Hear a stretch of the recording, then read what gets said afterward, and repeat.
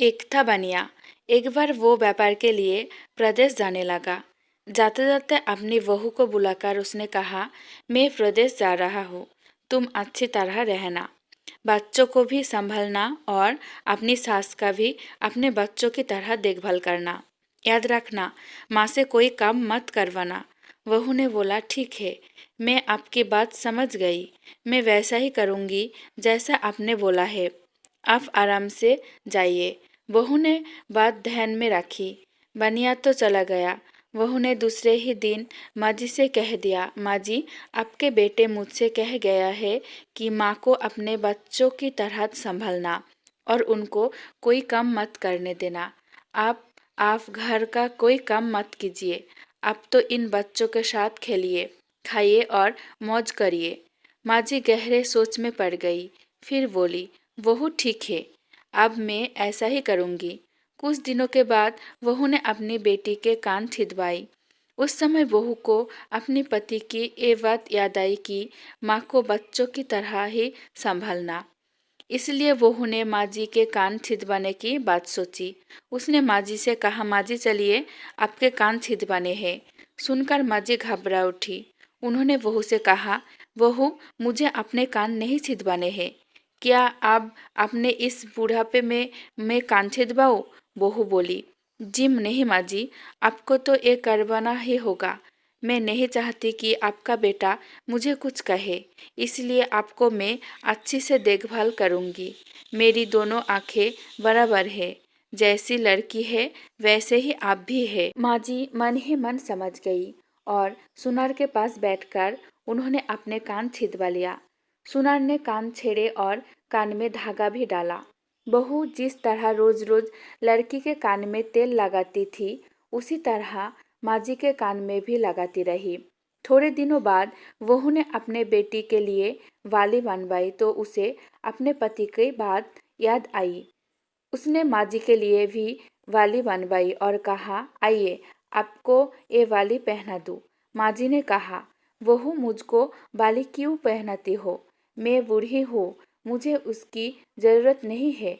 वाली तुम अपनी बेटी को पहनाओ, मुझको नहीं पहनानी है। लेकिन बहू नहीं मानी। जबरदस्ती करके माँ जी को बाली पहना ही दी। इसके पश्चात माँ जी छोटे बच्चों के साथ अपना मनोरंजन करती, घूमती, खेलती और कई तरह की मौज मस्ती करती।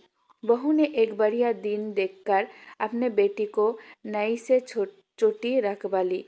फिर बहू को माँ जी की याद आ गई। माँ जी बच्चों के साथ खेल रही थी। उन्हें वहाँ से बुलवा लिया और कहा, माँ जी आइए, नई के सामने बैठिए। अपने लड़की की तरह मुझे आपके सिर पर भी चोटी रखवानी है। जब गोविंद के चोटी रखवाई है तो आपके क्यों न रखवाऊँ? इसलिए आप जल्दी आइए। माँ जी ने कहा, बहू को बहुत समझाया, पर बहू टस से मस न हुए।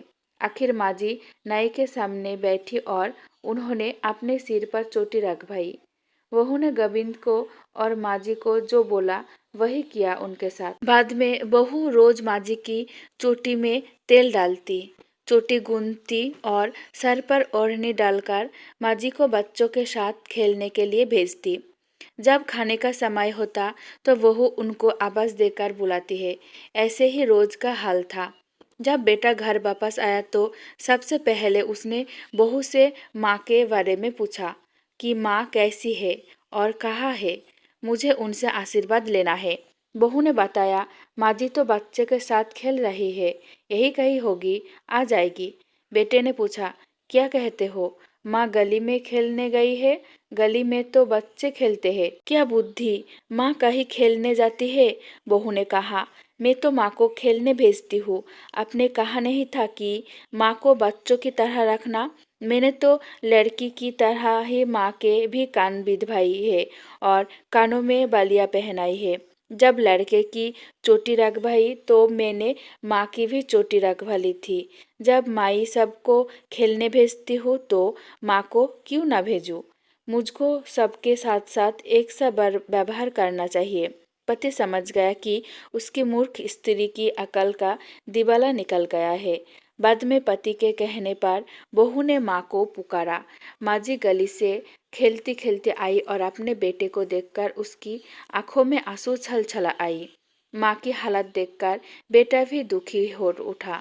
बहू की मूर्खता के लिए बेटे ने माँ से माफ़ी मांगी और बहू को बड़ी उल्टी सीधी सुनाई।